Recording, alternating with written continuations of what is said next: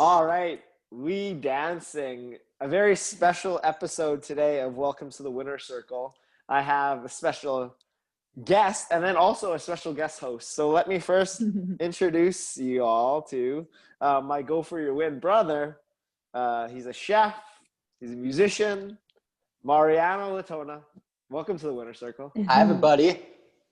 And Mariano, I'm excited for you to be joining me today because I'm speaking to a really awesome guest who I've got to know in all my time going down to Austin, Texas and training at Onnit.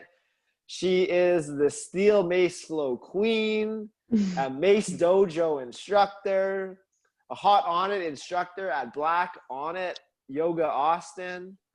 She does GSM fitness and massage. Ladies and gentlemen, Mariano, welcome Serena Beatty to the Winner Circle. Hey, everybody. Thanks so much for having me, Derek. Yeah, I'm excited to have this chat. You have a very inspirational story, and let's inspire. So the first question we like to ask all our guests is a really important question we should be aware of, and if we're not, this is a great, and there's no better time to start than right here and now. So our question to all our guests, and my question for you today, Serena, is what is your mission? What is your mission here on earth, in this reality plane? My mission. So my mission is to empower and guide humans through movement, meditation, and massage to really just empower them to find their best life and to not just find it, but rather create it and live presently in the moment of life. We look so often and stress ourselves out thinking of what is yet to come or what may happen. And we find ourselves, often looking to the past and regretting what happened, wishing we could have done more, when really all that we have control over is what is right in front of us. So my mission is to get anyone who comes to work with me, comes to do fitness, steel mace, or even receive body work from me. I want them to be present in the moment and enjoy exactly who they are and the journey they are on in this moment at this point in time. That's beautiful. And it's very similar to what me and Mariano have been working on with the Go For Your Win course, which is all about enjoying the process rather than being concerned about the destination. We live in a very destination-oriented society. When I get this job, when I get this career, when I get this relationship, when I get this car, when I get blah, blah, blah, blah, then I'll be happy. But the happiness, from what we learned, is all along the path. That's where the sweetness lays, enjoying the process. So that's what going for your win means to myself and to Mariano. What does going for your win mean to you, Serena? And what does living your win look like for you today? It's a wonderful question. What does going for my win look like for me? Going for my win is leaning into discomfort.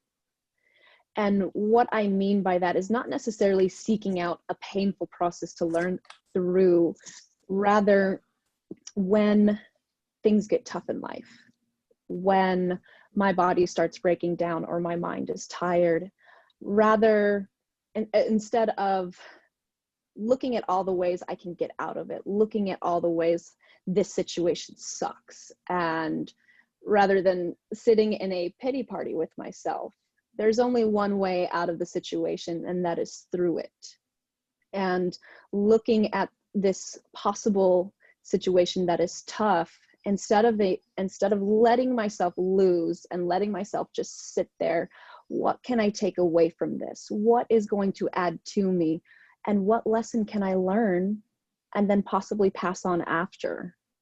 So going for my win isn't about necessarily an outcome, right? Just like a destination. The win is in flux and flow, living within the tidal wave of it all. And what I mean by that, just to give a little context, I work primarily in a flow-based fitness system. And so flow means a lot to different people. You know, when you look at flow, you can possibly relate it to the yoga community. There are yoga flows. And what do you do when you are in flow with yoga? Mindfulness, a practice of breath, honing into yourself. And then what is the flux of flow? So flow to me is gratitude, embracing and reveling in the joy of life. And that is the big swell, the big tidal wave of love just beaming out from out of you. And then we look at the flux, the underside, the fall of the wave, the pulling back of the tide.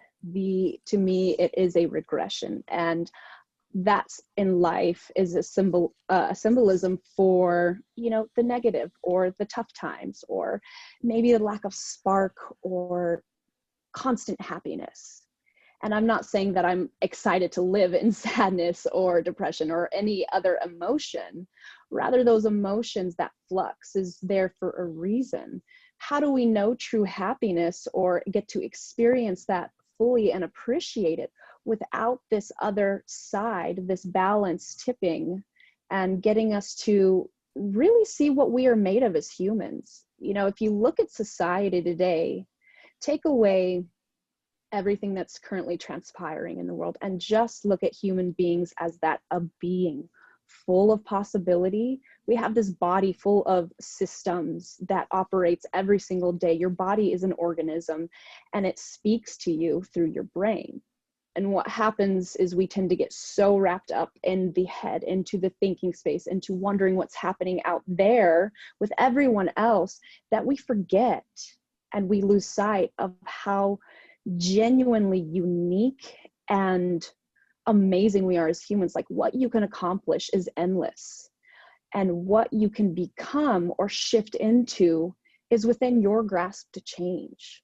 Where we lose that insight is getting that knocked down a notch. You know, growing up in life, growing up with parents that weren't there, didn't you know, support us. This trauma that gets attached and stays in the body, it takes us down a notch and another till we get so far into it, we stop believing in ourselves. And so that flux, I've been in it a lot.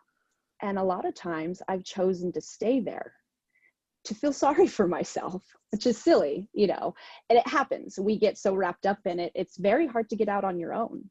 But at the end of the day, there's that choice. And I've been through a lot of programs. I have educated myself a lot. And I had one shred of a spark left in me, enough to pick myself up and say, I choose better for myself. I choose more. I choose to not sit here anymore and lament in the past and in these experiences that have brought me down. Instead, I'm going to take these broken blocks in this flux and see what I can do with them. So going for your win for me is that process. It's not about one structure or one set rule that says you have to heal this way and this is how you have to be as a human. This is how you have to live your life.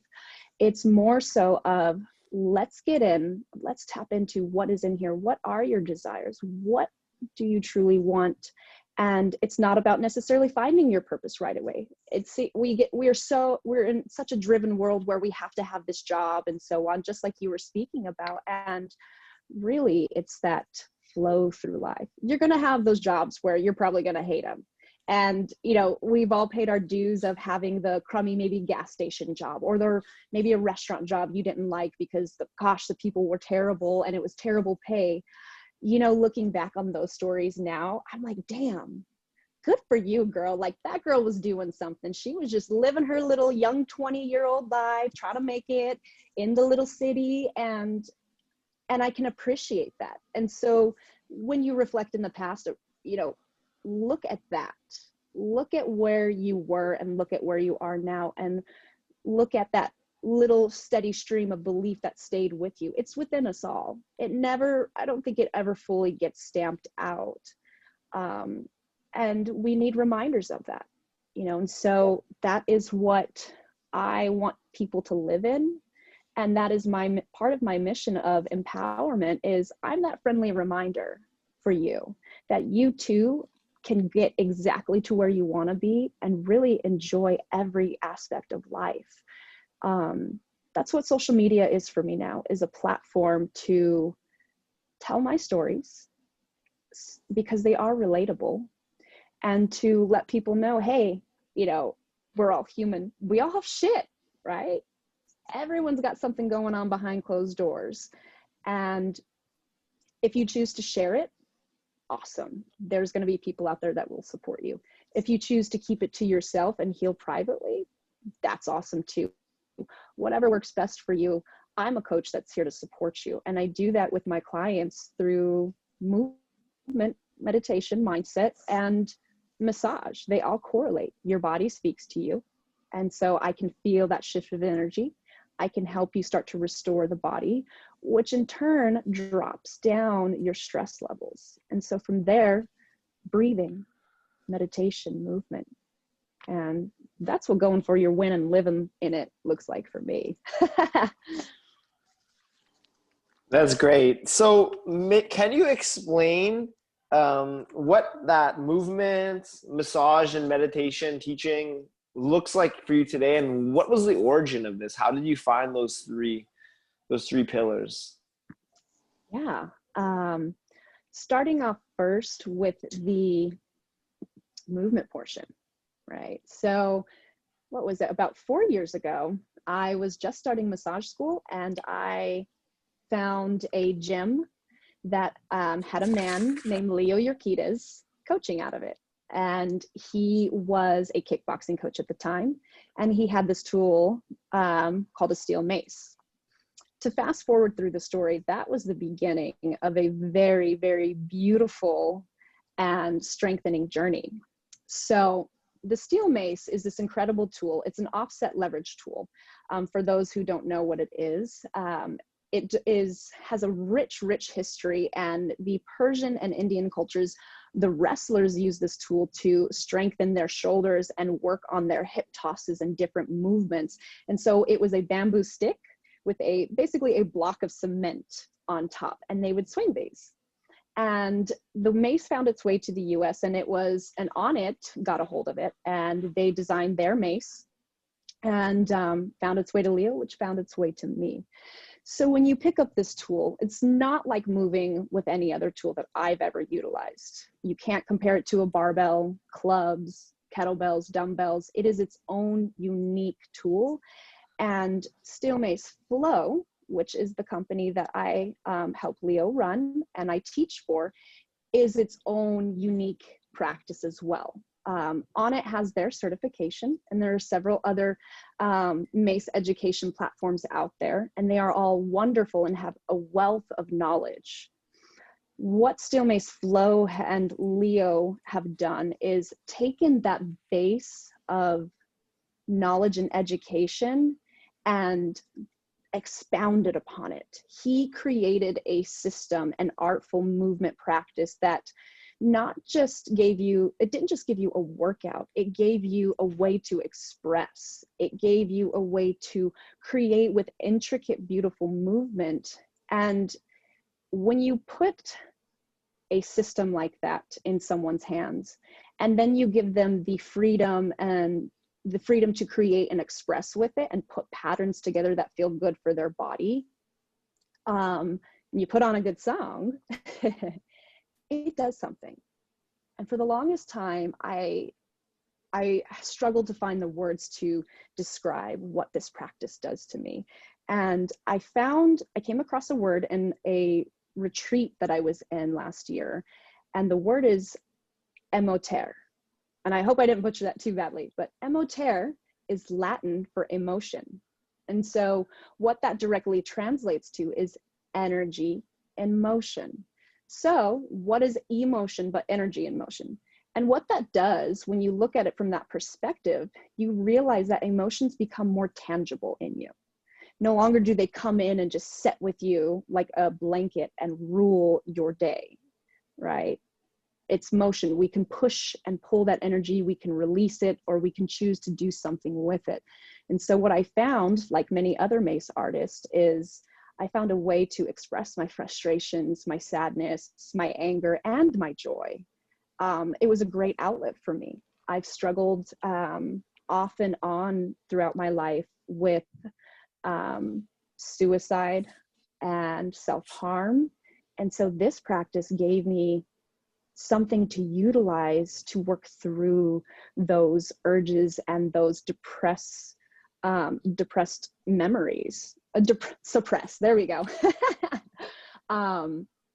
You know, and I stayed with it, and he ended up opening up a mentorship for coaching. He wanted to raise some coaches and create a team. And fast forward to 2 years ago, I made the decision to move to Austin, as did Leo. He wanted to pursue the mace on a higher level, and he knew that in order to create and grow that platform, he needed to move to Austin, to a bigger city, closer to Onnit, to support the company that has supported him, and to be able to create in a city that is filled with love and filled with open curiosity. Where we come from in New Mexico, people weren't really sure about the mace, and it's a little bit more of a, hey, we're not into that, so we're just gonna not do that. So Austin was a great place to break ground for Steel Mace Flow as a company. And so I made the decision to follow him, and it was so scary. I grew up in a small town, and when I moved to the big city in my town, if you compare it to Austin, you're like, that's a town, that's a city. Austin's a city. So it was a bit of a culture shock for me, for one. Driving was interesting, traffic, holy moly. But it's been such a great experience here in Austin. I've grown so much, and my mace practice has grown so much. And so the movement, the mace, led me to Austin, which in turn opened up so many doors and introduced me to so many people. And so the mindfulness started to come in after that. And mindfulness to me correlates directly to language and how I am speaking to myself. Like, what is my relationship like with myself? One thing I always bring up or a lot of times I bring up in my classes, my fitness classes, is, hey, how do you speak to yourself internally? Do you put yourself down? Do you talk crap to yourself? Or do you not believe in yourself? Okay. Would you say those things that you say to yourself to your best friend, to your mom, to your dad? No? Well, then why are you saying them to yourself? Let's shift that. I challenge them to say something positive. I love myself. I am worthy. I believe in myself. And that whole process of mindfulness started when I met a gentleman by the name of Mike Bledsoe. And Mike was developing a program called the Strong Coach. And so the Strong Coach was designed to help coaches that were suffering from burnout and needed help, getting a clear picture of what they wanted and where they wanted to take their business, taking the stress and the struggle out of the business and making it enjoyable, to where when you show up to coach, everything is peachy keen on the business side because you have it down pat. And the system, as far as the business side of it, was wonderful. It taught me a lot. I was a brand new coach. I had just moved to Austin, still had no job, and I had met Mike in my Steel Mace certification at Onnit. And so we connected, and he had talked about it. And so I set up a call, and I remember him saying, yeah, it's $1,000. And I was like, oh, like back then, $1,000 is a lot. Like that's rent for 1 month for me. And I've struggled with my relationship with money. So for me to say, okay, here, yep, take my money, I'm going all in. That was a big deal. I'm taking all these big moves. I'm uprooting my life. I'm moving to a new state, trying to start a new company, don't even have a job. And now I'm just throwing money that I should be saving to a program that's not even launched yet. It's a beta. I'm a test dummy. But I believed in what Mike said. And I believed in myself that this was what I needed to do to help further myself and help further Steel Mace Flow. That's anything that I have done as far as trying to better myself in business, obviously directly correlates to Still Mace Flow and how I can raise that platform and keep giving this education to more people, because it has changed my life that much, and I know it can do it for others. So upon completion of the Strong Coach, one of their modules was actually around mindset and language. And I had talked to Mike about it. I was like, I really liked that a lot. Like, I would love to learn more about language. And he said, hey, yeah, cool. Reach out to this guy. His name's Mark England. He has a program called Procabulary. That's where this information comes from. So bought Procabulary, and Procabulary is a language program that teaches you how to shift from a limiting belief and negative mindset to a positive action and goal-oriented mindset. They talk about soft talk versus solid talk. So soft talk, the I thinks, I maybes, I should, probablys, things that like give us an out, right? Oh, I think I'm going to go and take that class tomorrow. Well, that think does something in here where it's like, oh, I have that easy out. Like, maybe I'll do it, but also maybe not. Versus if I say, I am going to take that class tomorrow, that affirms it better in my mind, and it gives me an action to follow through with, which is get your ass to that class and get your fitness on, as a small example. And so again, going back to how do you speak to yourself internally? This relationship with yourself is the longest one you're going to have. And so why not make it a good one? Like, what's so wrong with loving yourself and talking nice to yourself? So Procabulary really helped me with that. And there were times where I noticed myself trying to place this work on people around me and thinking that, oh, this is so amazing, they need it too, they have to do it. Or, I don't know how to talk to someone who talks in soft talk. I just can't do it. I almost would say it's like I got a little pompous with it, because I was so excited that I had this awesome, like, new wealth of knowledge, and I was fixing things in my brain and things are transitioning in my body and I'm feeling great. And something that I've come to realize is it's not my choice to offer this program or this knowledge that has helped me to another person. That's not what's within my capability is to say, hey, yeah, I took this program. It was pretty cool. If they have questions and so on, awesome. But the choice to make shifts for yourself with mind, with spirit, with body, ultimately has to be freedom of choice. That choice has to come from that person. Because if it's in some situations, if it's someone saying, hey, you need to do this, or you like do this thing, this is going to fix you. Well, first off, there's never anything to be fixed. We are all just as we need to be, exactly where we need to be. And so the second portion of it is just letting a person come to that point themselves, just like myself. I went through all of these programs and so on and so forth, and I still felt myself struggling. I still felt like I was stuck in depression and anxiety and just spinning my wheels, and it was only till maybe 6 months ago that something started, well, even less than 6 months ago, something started clicking differently for me. I was tired of going back to the same spot every single time I felt down. And I remember sitting there and I said it aloud too. I started talking to myself. I'm like, what do you want? Like, what do you want from life? And why do we keep ending up here? What's going on? And a lot of it was, I still hadn't fully leaned into the choice of embracing myself, and so with that being said, what I realized was I was still focused on the outcome. I was still focused on being fixed and healed and whole. And that was taking away from the work that I should have been present to. Instead of being like, yeah, I'm going to take this and read through all this stuff, watch these videos, complete this program, and then awesome, I'm going to be fixed. That's not how it works. That information just got downloaded. I just learned the system.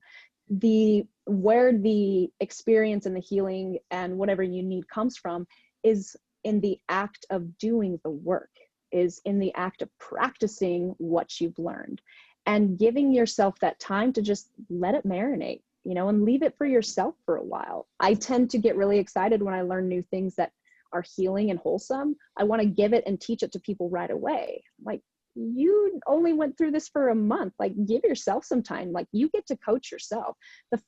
Everyone has a student, in the one student with them all the time, and that's yourself. Whether you're a student of life, whether you're coaching yourself through other fitness modalities, like, you get to practice on yourself and try it on.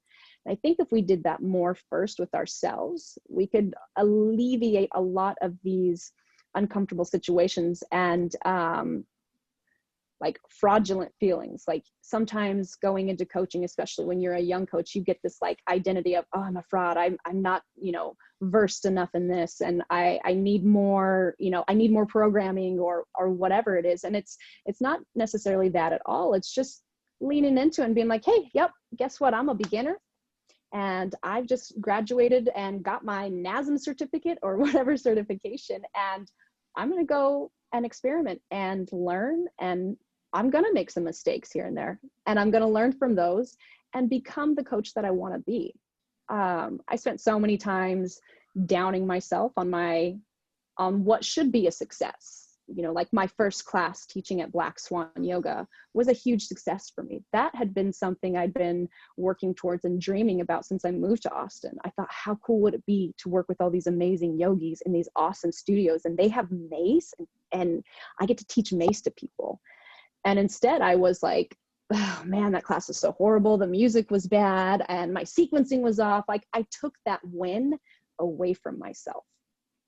So toggling back, mindset, I've realized, is also a process. If anything, mindset is more of a longer process, because you're not just learning something new, you're also unlearning old patterns and beliefs that you've had since probably childhood, probably since birth. These beliefs that you've had, or that start to shift along the way depending on how you're raised, they take it down a notch. So gosh, mindset, it's an amazing tool. And I have these little funny conversations with myself all the time now. And, whenever I feel that stress of like, ooh, I fucked up. It's like, oh, nope, catch it, grab it, throw it out of the mind. It's like, we're going to learn something here, and it's okay. We'll move on. We'll communicate when we need to and go from there. So the next step of that, we covered the movement, that beautiful still Mace flow, mindset, mindfulness, and now meditation. So meditation, massage, we're going to couple these ones together. Massage is a very powerful practice, and I am blessed to have this gift. A lot of feedback that I get from my clients is they say I have a very nurturing and safe touch. They feel very secure when they are receiving body work from me. And so I do body work ranging from Swedish massage, deep tissue, sports, into the medical realm of massage. So I do a lot of different modalities. And the big thing that I've come to understand with the body is your body does store trauma. You see something, your body reacts to it. Your heart rate goes up, your muscles tense, and you've got this feeling. Well, that feeling stays in your body because we don't necessarily learn how to release it. Animals do. When you see two deer get in a fight or something happens after the fight, they'll do this like shake. It's like a tremor where they shake it all off. They're releasing that. They're letting go of that tension. And so they go on about their way. And so I actually learned how to induce that type of tremor in my own body. It was actually part of this retreat I did called Training Camp for the Soul. And that was part of the practice. And man, I mean, ever since tapping into my body like that, I'm very much more aware of when something is stuck, and if it's more of a physical ailment or if it is something that I'm holding on to emotionally. And so I get that check-in with that. And I attribute a lot of that to knowing the body so well, because what do I do day in and day out? But I move energy and I touch, muscles. So I'm very aware of that. And I'm so grateful to have this practice. It continues to teach me things about people and about myself daily. So utilizing that, I realized I was only giving. I was giving that gift, but I wasn't refilling my cup to receive. Healing work takes a lot of energy, and I have a lot of energy. I'm a very loud, bright, bouncy person, but even myself, you know, I need time to be in the stillness and rest and recoup, and I wasn't doing that.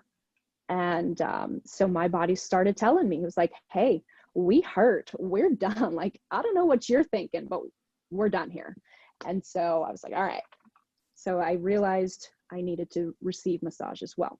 So now that's part of my own practice is, hey, whether it's, you know, rolling on my foam roller or getting some mobility or doing yoga, that's still a body practice that I can give back to myself, or just receiving massage and taking that time to shut out everything else, take in the energy that I'm being given, and then give it back to everyone else.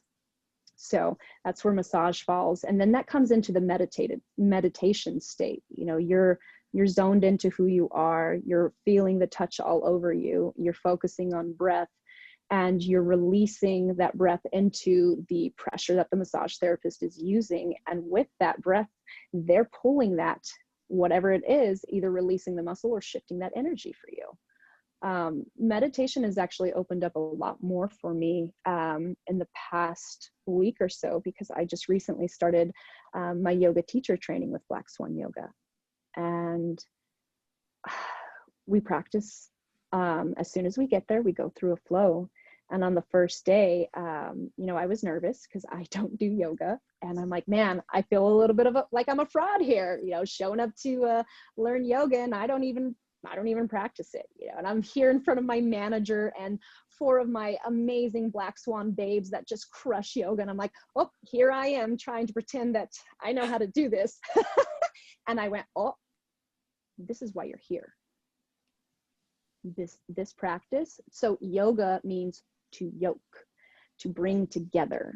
And I was like, that's exactly why you're here, is to bring not only yourself together with this practice of stillness and just being present, it's also bringing you to the tribe, the Black Swan tribe, and connecting you and being able to have a space where you can be open and vulnerable and truly take in this knowledge of this ancient and wonderful practice. That first flow that I did I had never experienced that feeling in yoga. And you know, I breathed, and in our Shavasana, I cried. I just let it go. I was so joyful and so grateful. And it was funny because it really got me to see that I do that a lot with my Mace practice too. It's another flow style practice. So it gets you present. And the Mace, you almost have to be a little bit more present to what you're doing, because you have this tangible tool in your hands, and it will speak to you and it'll knock you around if you're not paying attention.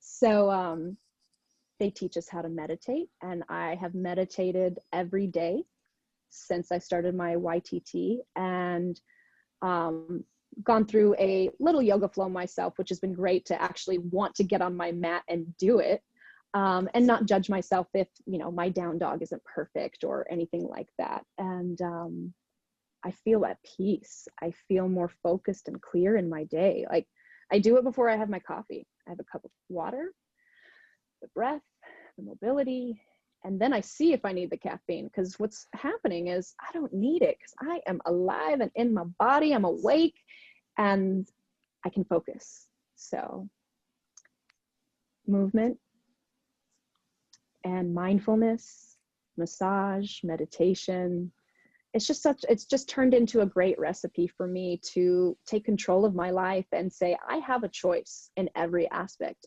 I have the last say, and I choose to live in the moment, and I choose to live free and give as much love out as I possibly can to everyone and anyone. That's very exciting. It sounds like your latest call to adventure may have been to say yes to that yoga teacher training. Exactly. Yeah, it And really once, was. was there any resistance for you to, like you mentioned, like, yeah, you don't want to feel like a fraud. What was the resistance that looked like when you had the opportunity to go into the 200-hour YTT? I'm sure there's voices saying, no, you don't need that. Like, so talk to us about that and how you overcame that resistance when you received that call to do the training. You had the opportunity, but yeah, let's talk about the resistance you encountered as you went for that.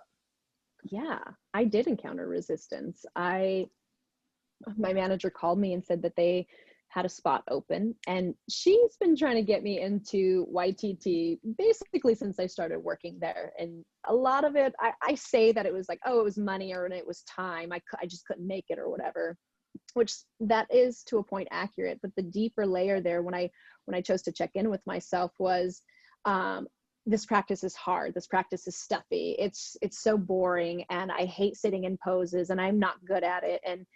And so I semi-follow horoscopes, and I've like had my birth chart read and stuff, and I'm, it's just all fascinating to me, whether you believe it or not. It's like when you read your horoscope or you read things about yourself, you're like, yeah, I really do that and that and that. And so looking at mine, I am pure air. So I am Aquarius, Gemini. And I'm not going to try to explain how that all works. I'll leave that to a professional. That's just what I know about myself. And so when I think of that air, what is air itself? It's constantly moving, shifting, shaping. It can't sit still, because if it sits still, you don't know that air is there. So, and I really relate to that. Like I said, I'm bouncy, I'm all over the place, I can't sit still. I love to be just out and about and free. That's why I was called a gypsy, and that's why it's stuck this long, is I'm always going somewhere, I'm always off doing something. And so, what is yoga? A grounding practice.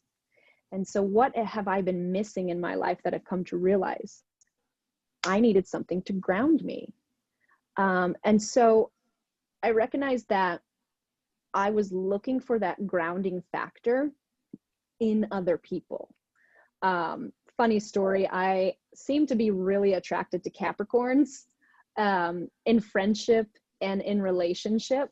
And so Capricorn signs are an earth sign. I'm like, oh, that makes sense. I'm seeking out grounding from an earth sign. Which is, this all could be, we could go into the anime side and we could talk about Avatar: The Last Airbender too, because I've got some theories there, but we'll save that for another conversation. So the resistance, I realized, yeah, was coming from needing this grounding factor, and I was searching for it in others. Well, you can't necessarily place the thing that holds you in place in another person, because they've got all their own stuff going on. They need to find their own grounding factor, and the grounding factor was always there. It was within me. It's just I didn't have fertile soil, and I hadn't planted my roots. I hadn't planted the seed and started to grow those roots for myself. And so, I was like, it has to be yoga. And something just said, because I almost told Patsy no. I almost was like, oh no, I don't have time for that. And instead something said, wait, a little light bulb went off, and something out there was saying, this is your next step. This is right. The reason we've been holding on to this is because you needed it right here, right now. So go for it. Lean into it. This is going to open some doors for you in the sense of myself, tapping into deeper parts of myself, and gain a better understanding and awareness. So I said yes.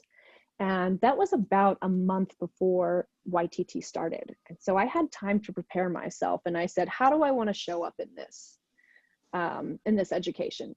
Because I was excited to have education to where I was completely a student and I had no real concept or idea of what I was going to be learning. It was going to be brand new to me. I'm really efficient in the aspect of fitness when it comes to kettlebells, still mace, body weight, and animal flow in that sense. But with yoga, it's like, well, I don't know anything really. Other than that, you breathe a lot and you hold the poses, and there's downward dogs and upward dogs. So I was like, this is awesome. I get to fully be a student again.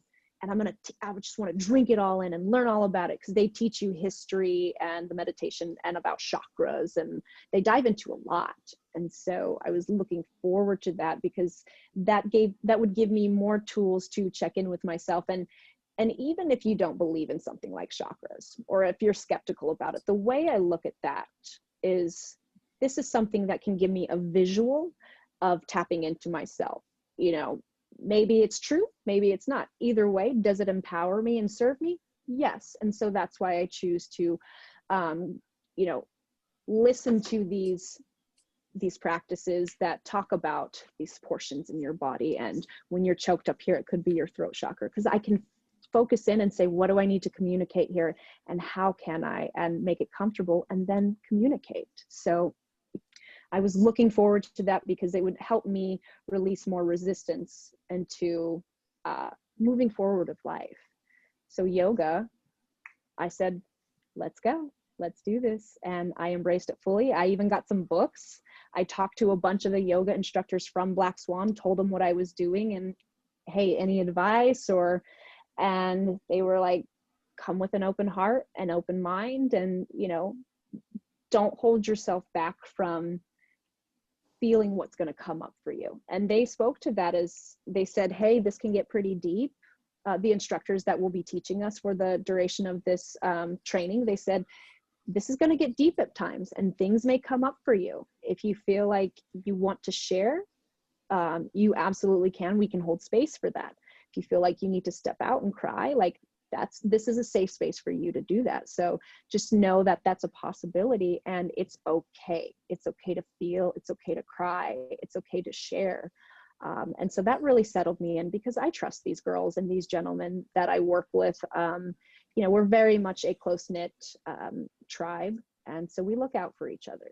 So that was my breaking the resistance walls down and becoming a yogi. And I affirmed it by texting my manager after the first week, and I said, pinch me, I'm in yoga teacher training. Did you ever think this was going to happen? And I told her, I said, I shifted my limiting belief. I kept telling myself, I'm not a yogi. I'm not a yogi. I can't do that. I can't do that, which is silly because I'm in fitness. I can do almost anything. If I don't know how to do it, someone will teach me and I can make it happen. So of course I can do yoga physically. And of course I can do yoga mentally. I have that mindfulness to open it up. And of course I can do it with the spirit, because I lead my movements with who I am, and that lies within my spirit. And I told her, I am a yogi. And she Yes, was you like, are. hell yeah. So yeah. Hell yeah. No, that's beautiful. As you talked about saying yes to that adventure, it kind of reminded me of another yes you had to say to adventure, and that was from moving from your small town in New Mexico to Albuquerque to Austin. So how does this call to adventure of having to say yes to yoga training compared to your call to adventure to move, which you felt a couple times? And yeah, talk us through those periods, because a lot of our listeners or people listening that's their resistance. It's not going to yoga training, it's to moving to a bigger city. But I think there's a lot of similarities. Yes. So the move from Grants to Albuquerque was pretty simple, because I was still able to stay in contact with friends and family. It was an hour away. The move that really shook me and made me question everything about life was the move from Albuquerque to Austin. You know, first and foremost, New Mexico was my home. I grew up there. I had roots there. And it was more than just the people and my family and my job. It was the state itself, the nature, the wildlife. I am super, super connected with nature. Growing up in Grants, I experienced a rather interesting childhood because I grew up in a cult. And so my upbringing was, I had a lot of manipulation and a lot of brainwash, if you will, and it ended up transcending into sexual abuse and almost sexual slavery, if you will. And so I think, and I thought it was all normal because the way the story was played out, I'd been with these people since birth, and I had just been trained that this is what you need to learn because we're a cult and this is what we do and we need you to know this type of stuff. Another story for another time. But so my what I realized now was my coping mechanism was being out in nature. We had 12 acres of land.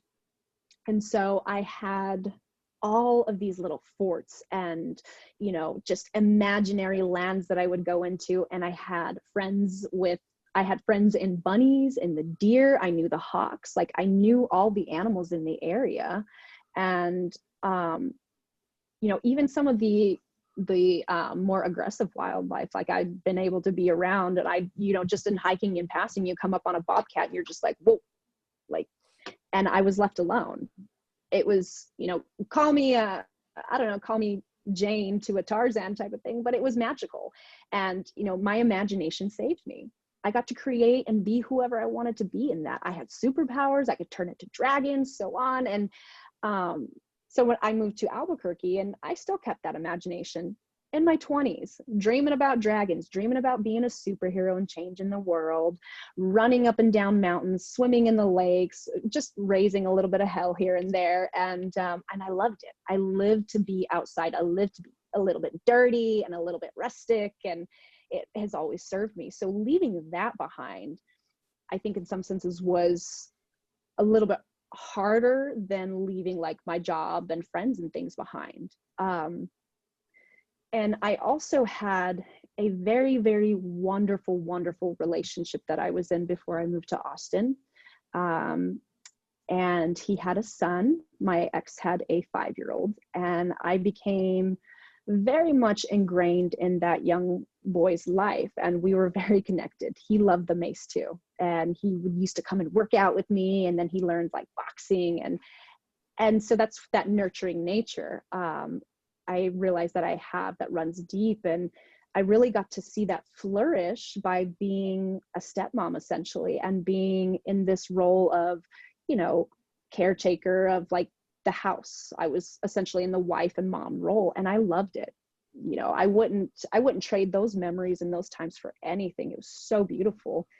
And then at the same time, I'm cultivating this massage practice because I'm still in school, and I'm cultivating this mace practice that at a point in time was just for me to play with. And then someone believed in me. Someone saw something in me, and that was Leo. And, you know, our friendship had deepened at that point to, you know, he'd been coaching me and helping me and wanted me to do workshops and stuff with him. And he was ready to take that next leap. And I kept going back and forth about it. And I knew that my ex couldn't leave because of his child. And I knew that this was a great opportunity for me. And I'd always been searching for something that would fit this need to be a superhero, or like the imagination. Like I just wanted to change the world. So I have all this feeling of I can do something with myself. And that never was there like it was now. This passion, this spark, the Mace gave that to me. Still Mace Flow, my coach, showed that to me. But here I have this wonderful relationship in this life that I'm building with this man that I want to marry and have more kids with, and this boy who has given me more joy and more purpose than anything else. And I had a choice to make, and I chose the Mace. I chose to upend everything. And I mean, I don't know how many times I thought it was the wrong decision. And, you know, ultimately, that was like my first check-in with myself, having that conversation of what is best here to do, like what is best for me. And I was at that point in time too, I was really starting to decline mentally. You can only suppress trauma that has happened to you in the past for so long, I believe. And I don't know if it was my body or something in the universe that was saying, hey, you need to address this, but you can't do it in the home of this little boy. Like, I don't know necessarily how it could have come out or manifested, but the way I was declining wasn't healthy. And I couldn't break down in front of my 5-year-old. You know, that wouldn't be fair to him. That wouldn't be fair to his dad. And I said, something's just telling me like, this is the way you need to go. And I was shaking, I was crying. And I was the only person, like, I was the only one that could make this decision. You know, nobody else could tell me. Of course, like, I'd talk to friends about it, and they're like, yes, you deserve this. Like, go for it, girl. Like, go be that boss babe. And, you know, relationships come and go. And I hated that. I hated that because that relationship was amazing. And nobody had seen me like he did. And did we have that simple country life? Yeah. I love that too. And it was the first time where I was like, wow, this is what adulthood looks like.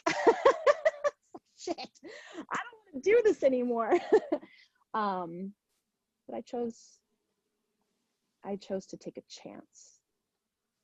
And I talked to my partner about it, and he was very, very upset. And in the end, he said, I love you and I support you, and go do this.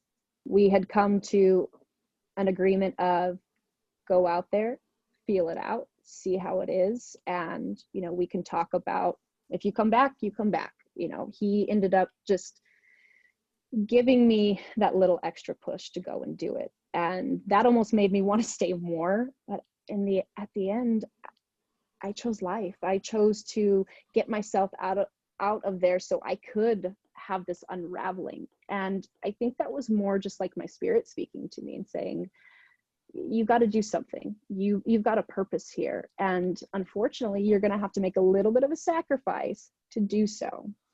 And, you know, it ended up working out, I think, a little bit better, because years later, he is actually back with his ex-wife, and their little boy couldn't be happier because he had a mom. And so while I was a placeholder, you can never truly replace the love of your actual mother.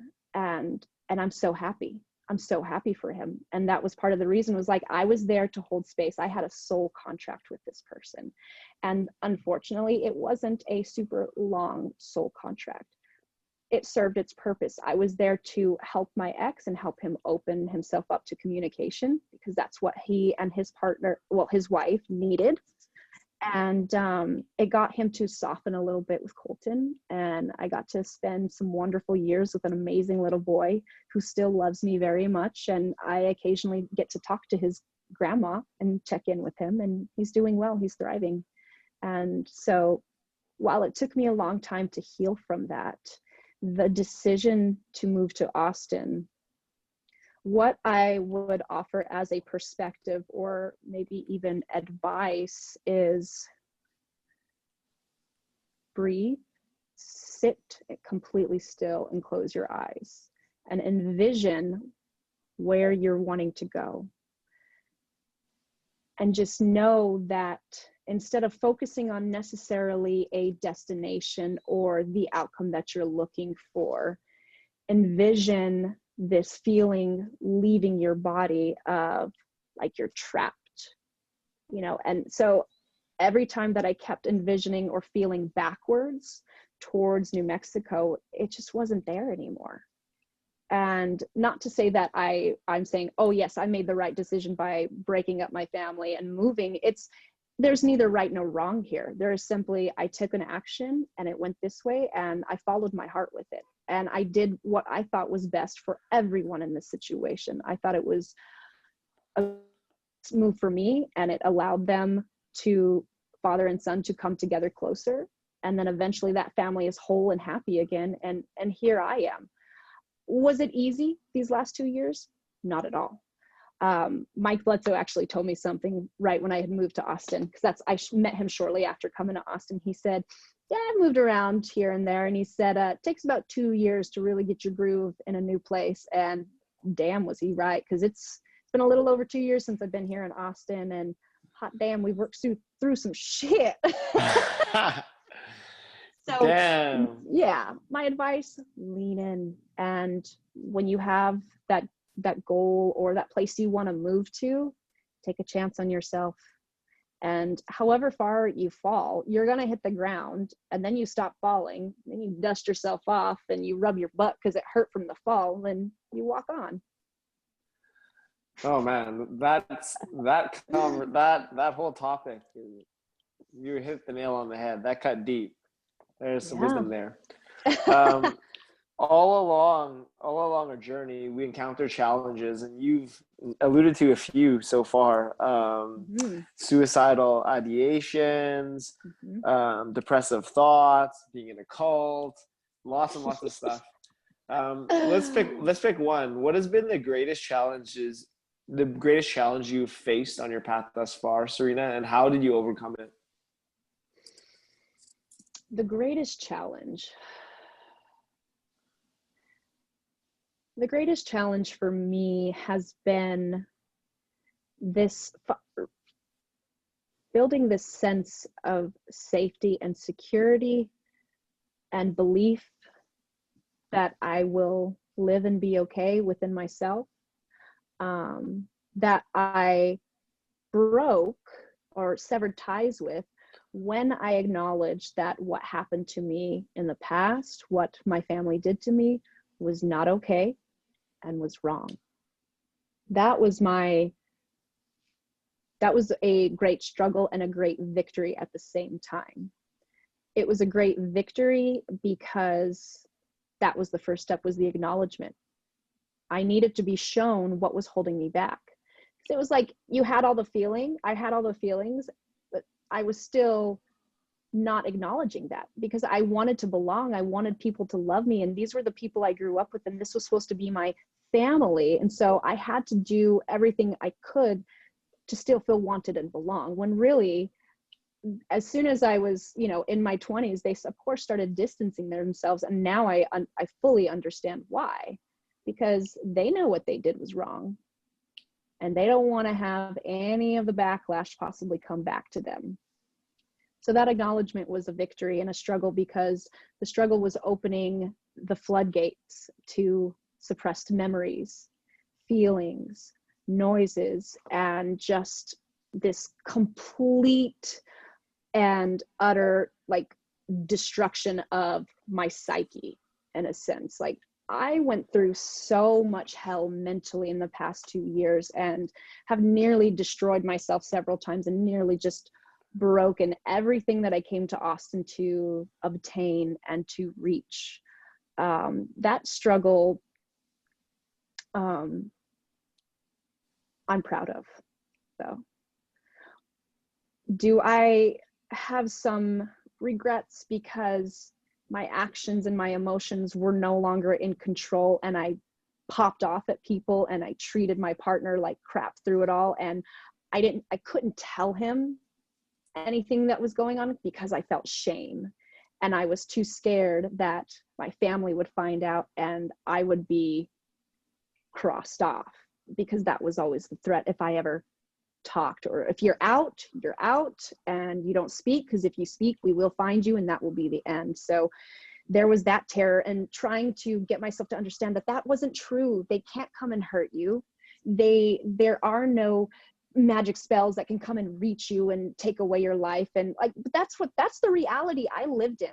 I was taught that I had gifts and abilities, and I was going to go and take out people that were bad. And it's a long and weird and kind of fucked up story, excuse my language. But so I felt like I was starting from the ground up. I did feel like a child. Like, a man's tone of voice could set me off and I would go cold, and I couldn't move. I felt like someone was choking me. I remembered what it felt like being that kid, being back in those situations. And that's terrifying. How do you explain that to your partner if they speak to you? You remind them of your abuser. No woman wants to say that. No woman wants that, to put that on their man, or let them know that, hey, I'm struggling like this, and it's really tough. So my core values, my purpose, and all of this started to crumble. And some days were good, and other days it just went down the drain, where I wanted to kill myself because I couldn't take it anymore.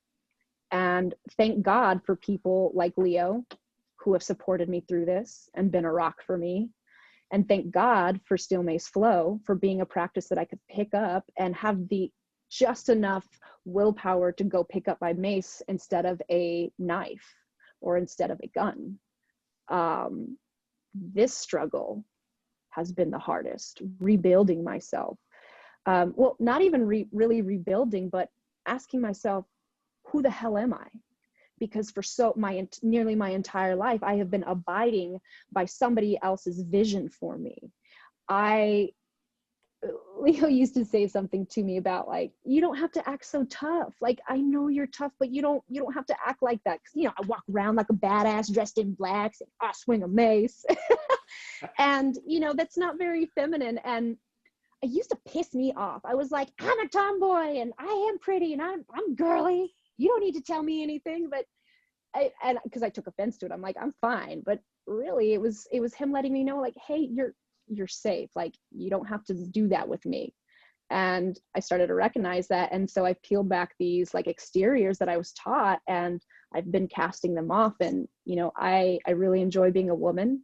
I enjoy living in grace and gratitude, and I get to do my hair how I want. I get to put on makeup, and I think that's a beautiful thing. And talking, that's like that's the surface level of it. So what's underneath the surface? All the gooey gunk that we have to clear out. What are my beliefs? Do I believe in God, or do I only believe in God because they told me to believe in God, and so on and so forth. So this rebuilding, this creating of and getting to know myself has been arduous.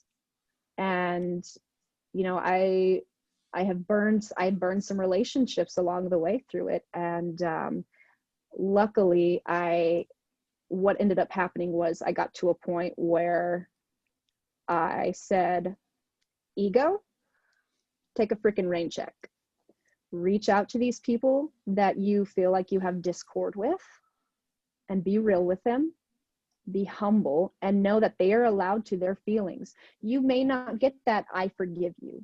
You may not get that, yes, let's be friends again. It will not be the same. It may get better, or it may just be the end of that friendship or relationship. And that is also another hard knock lesson of life. We are responsible for our actions, even in healing. What I've learned is there is a time and a place for me to have my feelings. It's not a time and a place for me to have my feelings and have a meltdown right before Leo and I are going to go and teach a workshop, because that happened a lot. And talk about a stressor for myself and for him. 5 minutes ago, I'm like melting down, and next we're like, yep, we're awesome and we're professional. So, recognizing that was, my healing journey was affecting my current journey of trying to be a businesswoman and freaking crush it with my man. And I guess if you guys hadn't caught that, Leo and I eventually got into a relationship after we moved to Austin. So, and which has been a very good blessing too, because I've had someone to lean on, and he has too. And regardless of all of my things that I have been experiencing in the last 2 years, he stood by me. So, even relationship aside, as my friend, I really appreciate, and I'm so lucky and so blessed to have someone like Leo in my life for that, because no one deserves to be a punching bag, especially when you are trying to do better. That's kind of an oxymoron. And so I do my best these days to really just take a second before I speak and realize that there are two human beings here. There are two lives here that are being affected, not just mine. And what I came to recognize too was I'm reliving my past and I'm taking it out on somebody else. And that's taking me further and further away from what I want and where I want to be, which was just right there with him being in love.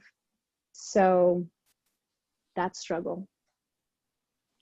And that struggle got me here though. So that's the one that I would talk about the most and encourage people.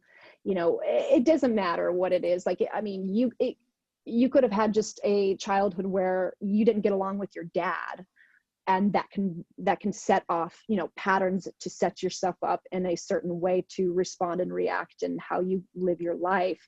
And if you go back to that and see that, oh yeah, that was the thing that really set me off or set me on this path.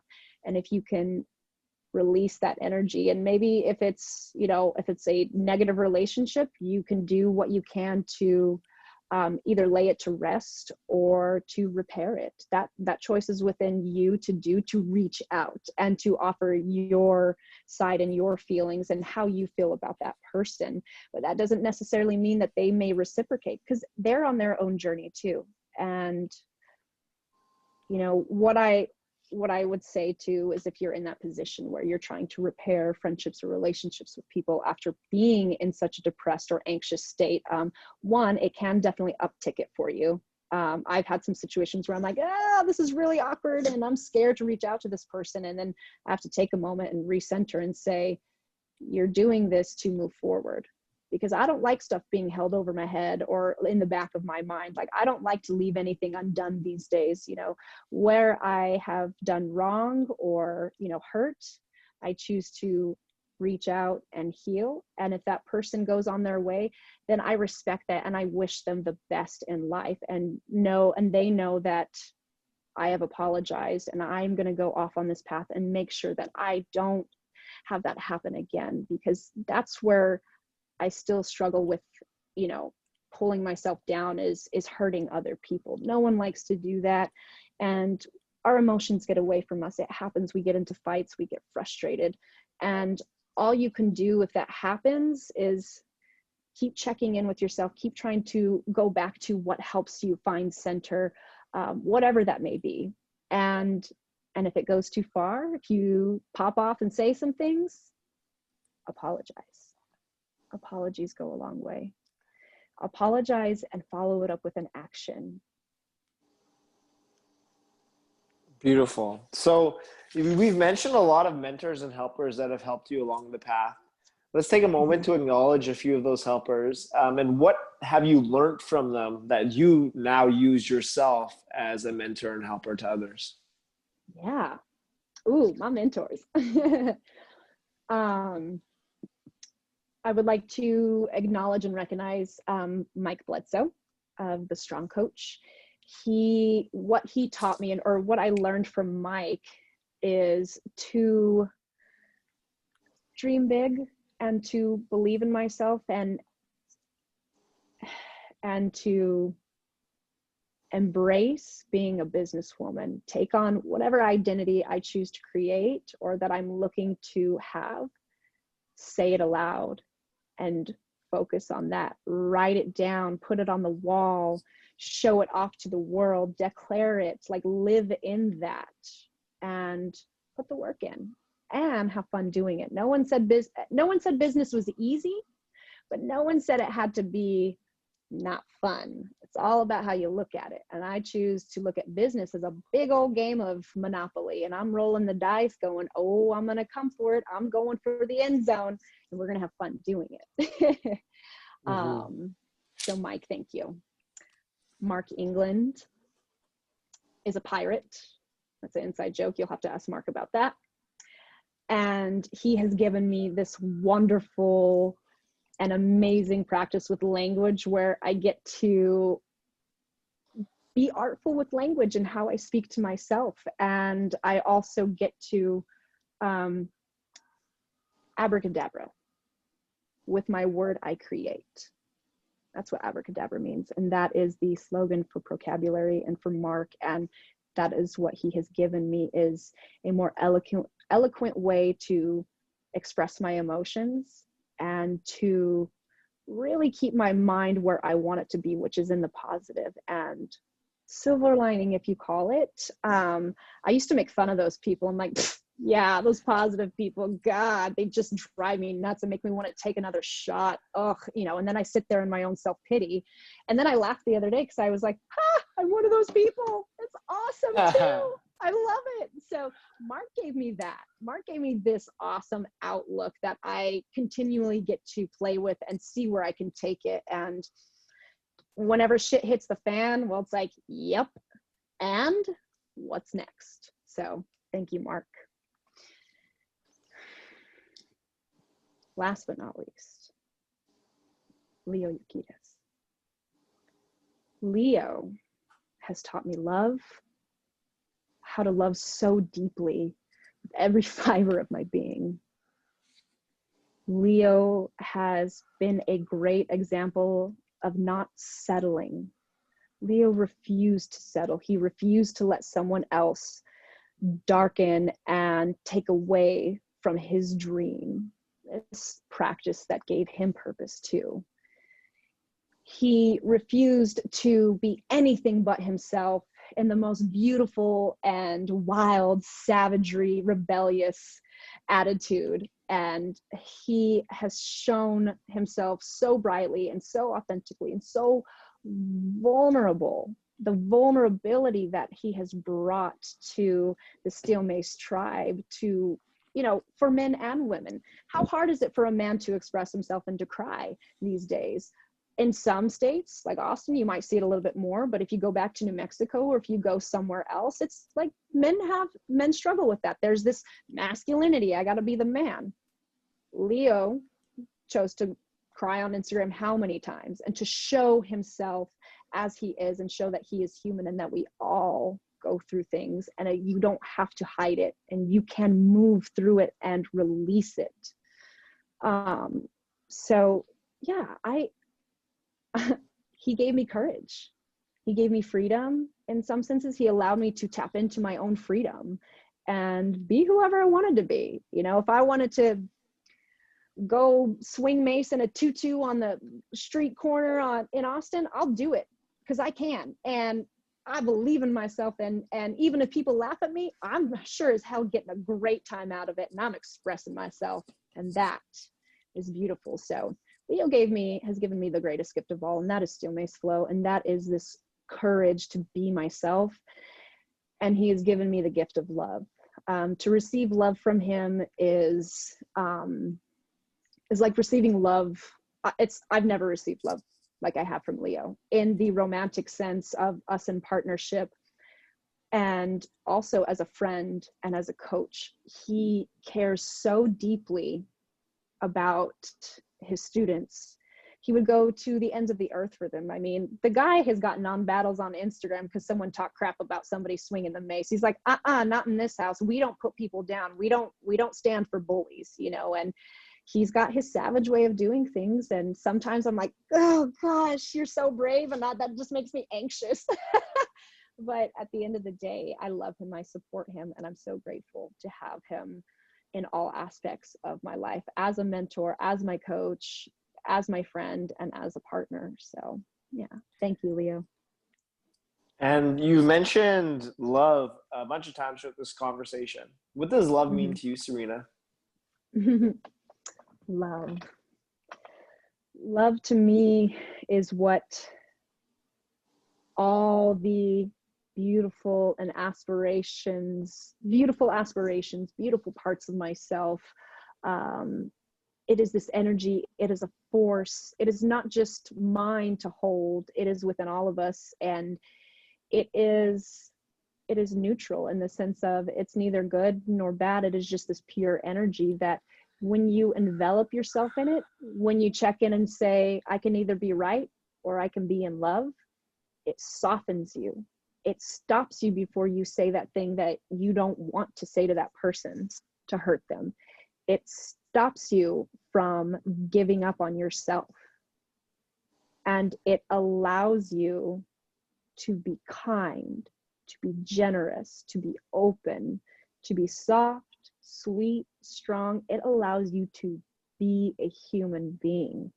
Because everything else about being a human being, when you take away love, just doesn't have that luster in it anymore. We get mad at our partners sometimes because we love them so much. We just want the best for them. But that's just a different translation of love. We want to keep it in the aspect of growing together. Love brings us together as a tribe. We genuinely care for each other. And when you lead with love, you're never alone. Even if it's just you by yourself, loving yourself as a human, you are in it. And it is all around. And so, a lot of my posts, that's what I say, I lead with love, because love is the purest form of energy. It is the purest emotion we have. Great answer. Through all of the ups and downs of life that is inevitable if we are living this life, what has been the greatest life lesson you've learned on the path thus far, Serena?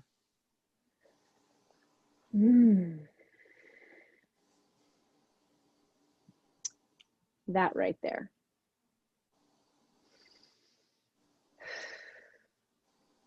Take a second. It's okay to pause. It's okay to be still. It's okay to do nothing. It's okay to turn your computer off. It's okay to be within this bubble of yourself, in this safety, in this comfort. It's okay to be still. We live in a world where everything is moving and progressing and evolving at a rate that we almost can't keep up with social media, with all of these programs that pop up, new cars, and the evolution of the human race is just clicking and going by so fast. And I think we feel this urge to move as quick with it, when why do I need to move at the rate of speed that a singer is moving, or Cardi B or whoever? They're on their own aspect of life. That is completely different. That is not my concern. My concern should be within this bubble right here, and take a second, pause, and it's okay to be right here. Wherever you are, it's okay to shut down and just be still. I'm an air sign, so this coming from me is some real wisdom. So that the greatest life lesson, that and coupled with leading with love, those are the two for me.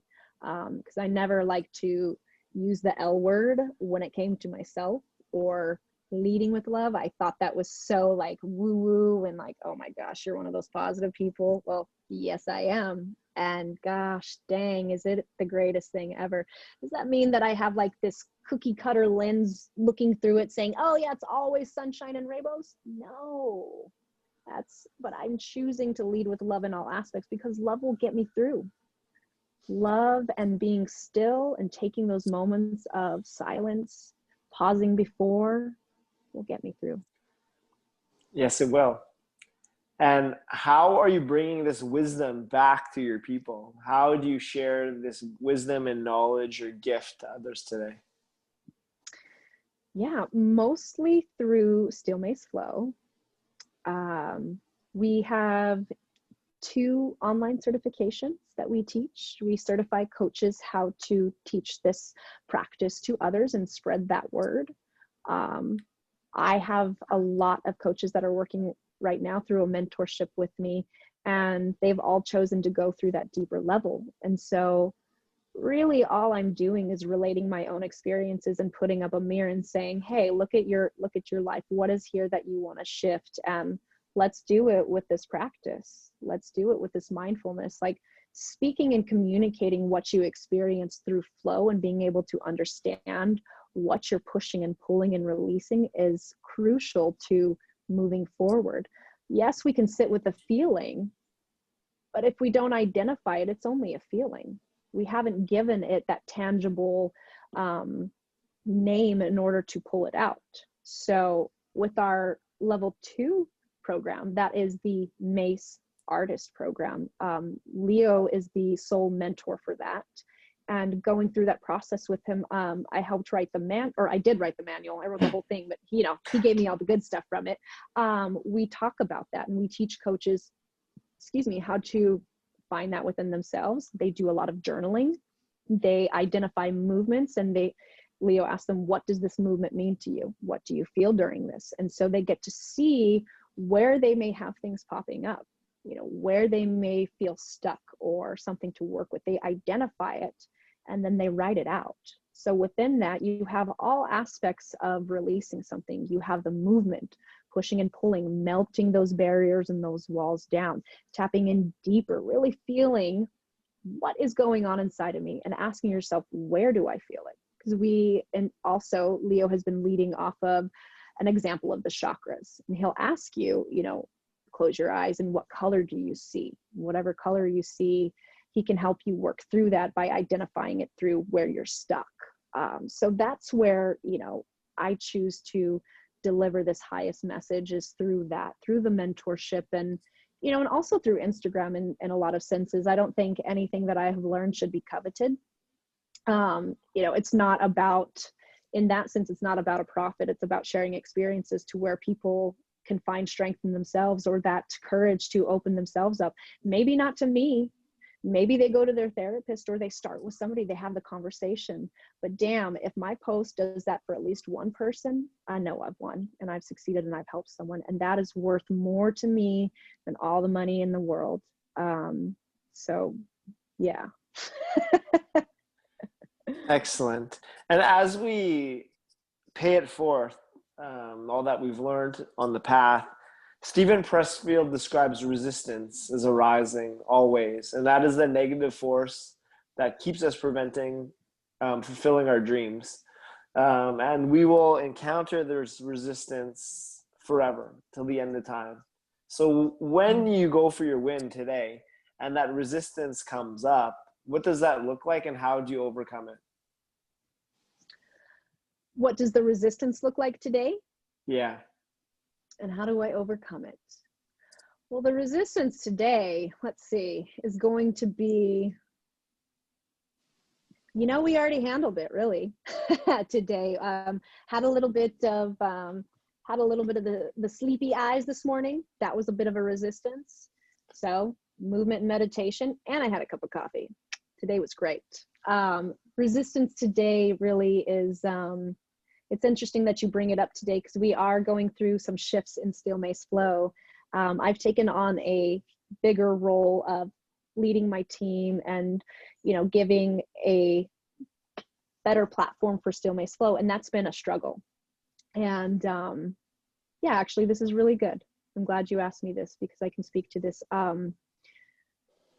So in the past, when things would come up for me, like I'd have a bad day or things would go wrong in the business, I would lose it. I would cry, I would get upset, I would kick and scream, if you will. And I would just make things that much worse between me and the person I was having the argument with, which 9 times out of 10 would be Leo, or I would argue with him about things. And it circled us around and around and around. Not to say that we were arguing today, but we're going through these shifts, and it's a bit of, it can be a little bit of a daunting task. Like I've got this pressure, if you will, now, I am stepping into an even bigger role. So Leo can continue to create and be in that space for himself, because he deserves that. He deserves to kick his feet up and go swing his mace to his heart's desire and continue to do what he does best, and that's create. And so with that happening, I am welcoming the challenge, but I noticed this resistance towards it and this like bit of fear. And I had thought about canceling my class tonight. I was like, I'm just going to stay home and not do anything and just either work a little bit or just be by myself, and I'll be okay. Like I really felt that raise of tension in me. And I called my manager and I was like, yeah, I don't know if I can teach tonight. I don't know if I'm mentally there. And, I was talking to her about some things, and she said, reach out to some instructors if you need to, or just let me know what goes on. Let's see if we can try to get it covered so we don't have to cancel it. And I walked back in and was sitting there and I went, man, let me just go clean some stuff. Usually getting my hands busy and getting things put together really helps just like soothe it. So that was my, let's pause here before we start to reach out to other instructors, because I love to teach. My classes, I look forward to going into every single day and creating those vibes and having hype time with my tribe, my BSY tribe. And I paused and I was like, what are you doing? You're doing that thing that you've done before where you're taking your joy away from yourself. And so I text my manager back and I said, I'm coming to class. I said, I'm teaching tonight. I said, nothing and nobody, especially myself, is going to take my joy away from me and my students. Like I'm going to go in, I go in for my students and to crush that class, and let's freaking go. So it was like, let's remember that stillness. Let's not sit in the shit. You can do this. And it's the thing that makes you the happiest. And that's why we're going to do it even better today. So that was my resistance. And that's how I talked myself through it. Fuck yeah. That is very inspirational, I think, for myself and for our listeners. Mariano, what are your thoughts on all this conversation? You've been pretty silent. Give us some thoughts. No, it's been absolutely a beautiful conversation, and I really appreciate you. I think one thing that has come up in my head is when maybe like I was checking out your Instagram before, and I only know you through Derek, and so it's Mm-hmm. pretty recent, but you know, you go on and you just see how badass you are, and you might just think, oh, she's just a badass person, which you are, but Thank you. you don't realize like there's this whole story of, you know, resistance and trial and struggle, and that has given you that strength to be that person.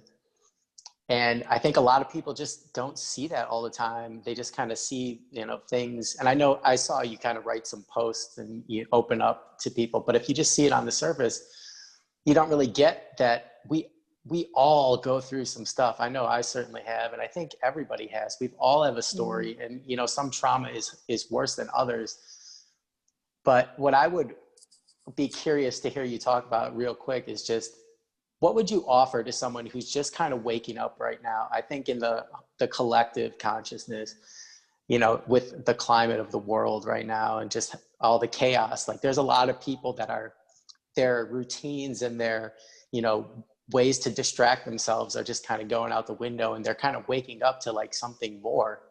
But it's very terrifying because all these, you know, the suppressed feelings and everything start to come up, and you know, it can be a very scary thing, and just the unknown and uncertainty and all that stuff. But Yeah. what would you say is just a good like thing to think about, or a good first step when you kind of realize like, you know, there's something more for you? Mm-hmm. Yeah. First and foremost, um, the process of shifting away from the things that are holding you back has no time limit, you know. So when you take that first step to towards acknowledgement, and then you take that second step, whatever it may be, of reaching out or sitting down with yourself, and journaling, um, have that conversation with yourself of, I choose myself, I choose to lean into this process, and I choose to take as much time as I need to work through this. That would be my first recommendation. Second recommendation, if you are in partnership, or if you have close friends or family around you, you don't have to tell them exactly what's going on, you know, because I couldn't. I also didn't realize that I could tell them, hey, something is not right. I don't feel comfortable discussing it yet, but I am not okay. I need help. I isolated myself, and that did more damage than it did good. There are going to be plenty of times where you can sit with yourself and be alone and be comfortable and just sit with it and cry and do whatever you need to do. It's also good to communicate to your close circle, so they don't feel like they're being shut out. So they have more of an understanding if you do get emotional, or you break down, or you start getting combative in the sense of like argumentative. So they have an idea, and then they're going to be a little bit more open and understanding to that, and will probably be able to hold better space, even if they're not sure what that means, because holding space is just being there, you know, that just allow them to be there and support as best they can. You know, support looks different in everyone, and also don't be afraid to tell them how they can support you. What do you need in this moment? Maybe it is just, I want you to sit next to me and hold my hand, or I just want you to hold me while I cry, or I need a minute to be by myself, or whatever that may look like. Try to communicate that to them first, instead of shutting everyone out. We need people. I've been a loner for a very long time, and a lot of that comes from my upbringing. You know, I think I can remember the line that I was told was, you have to be an island before you join the continent. And in some senses, yes. Like for your healing journeys, there's times where you can travel to the island and be by yourself on the island. But hey, let's make sure we travel back to the mainland and reconnect with our tribe, because number one, we shouldn't have to do it alone. Number two, you need perspective when you're going through this healing journey. You can't see yourself clearly just yet because you're still wrapped up in whatever's going on in here. That's why we're here. So having that perspective and having just support will help tremendously. And if you don't have that support, reach out to somebody online. Maybe it is that person you follow that you're like, damn, that positive person, you know, that, yeah, maybe that's the person you do need to reach out to. You know, on Instagram, I get a lot of DMs of people telling me, you know, thank you, so on and so forth. And I'm like, yeah, you know, I always let people know, like, hey, I have no skin in the game with whatever situation you're going through. Like, I'm not involved in your life. So I can be very impartial and be very supportive. And you can divulge as much as you want, or you can keep it very baseline level. Like, I'm just here to support. So if you have somebody out there that you can communicate to in that sense, do so. It helps. Lastly, what does help look like for you? Is it therapy? Is it going to a retreat? You know, or is it reading some books? Like, what steps do you want to take? And, you know, it looks different for everyone. I've had a friend that she went to therapy and that's what helped her and that's what she likes, and she reads books.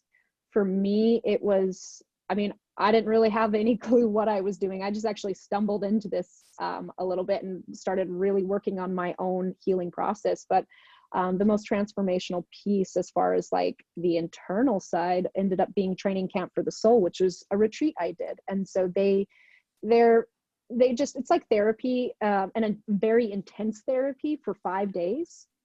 And they help you work through everything that you're feeling, you know. Find a place to start that you can just dip your toe into the water and get comfortable and not feel like you have to run back into the hole. Because if you keep running back into the hole, you're never going to get into the forest and enjoy the light and the beauty. That is amazing. Thank you so much for that. I think Thank I ran back into the hole so many times. Like, I just didn't get it for so long. And I too isolated myself. And, Yeah.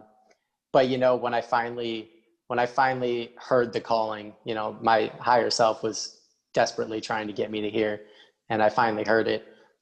It was hard. It was a hard process, and a lot of things came up. But I know it was absolutely necessary for me to heal, you know. And I love what you said about even reaching out to people that you feel, you know, you may have wronged. That was a huge thing for me that I've done. But just knowing, you know, I think I just want anyone to know that it's not going to be easy, but it will be worth it. And it, you know, it might get painful sometimes, but to be still and to work through anything that's coming up, you know, once you do work through it, and you will, that's when life gets really amazing and exciting. And so it's beautiful to see and hear your story. So thank you. Thank you. I appreciate it. So we finished with 2 closing questions. Mariano will ask his, and I will ask mine that I always ask the guests. So Mariano, what is the closing question? All right. So mine is in 3 words or less. How would you describe the experience you're having on this earth? Ooh, 3 words to describe my experience. Gosh, all this talking I did, and now I can't think of 3 words.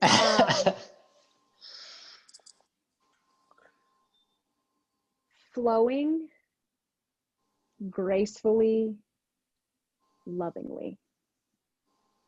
Beautiful. My experience, yes. Excellent. And my question. So I'm a magician, as we all are, and I'm going to transport us into the future.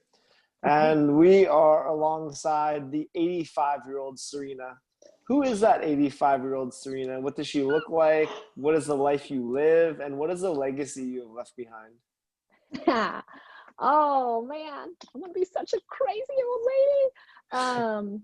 I can see me 85, definitely still somewhere countryside. I've got my big house, my little chickens, my cats, my dogs, and I am out by my little pond, and I am watching my grandchildren play, and I am looking to my daughter. She's smiling, and I am so happy because I have accomplished my lifelong dream to build a beautiful practice with Steel Mace Flow, and it lives on, and it will live on when I am gone, and it will be in schools for children.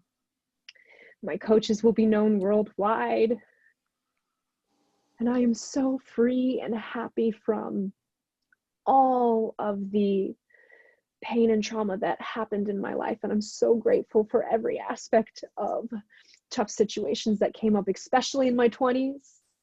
Gosh damn, my 20s were a ride, and I will still have a mace in my hands, and I will still be able to move my body, maybe a little bit slower, definitely that gray and white hair, and she'll still be a wild free gypsy even as a grandma on her land, and she can die knowing that her legacy that she helped build alongside a wonderful, wonderful human being, that they did it.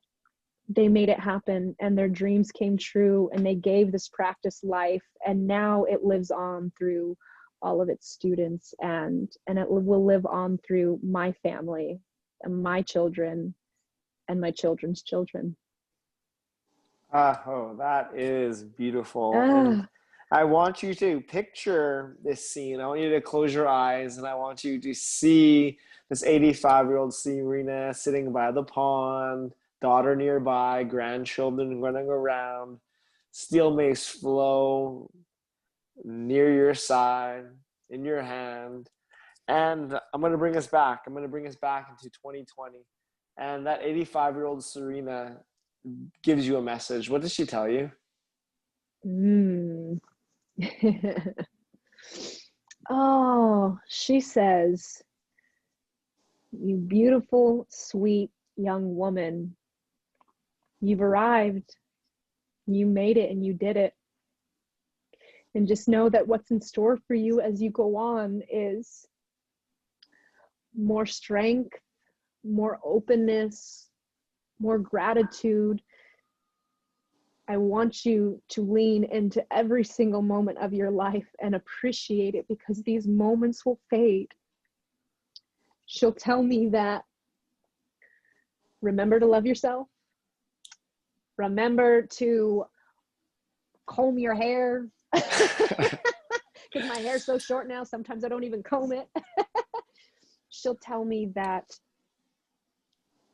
out of everything that you do in the next, decade or so, until you reach my age, do it knowing that you can achieve anything, because you have been to the bottom.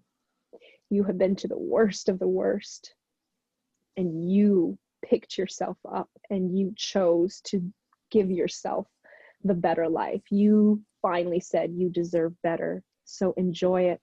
Enjoy every aspect of it, and live in love. Oh, yeah. Why you made me cry, Derek? Gosh. That's all right. It's good. It's good to let it out, right? Yeah. So That was beautiful.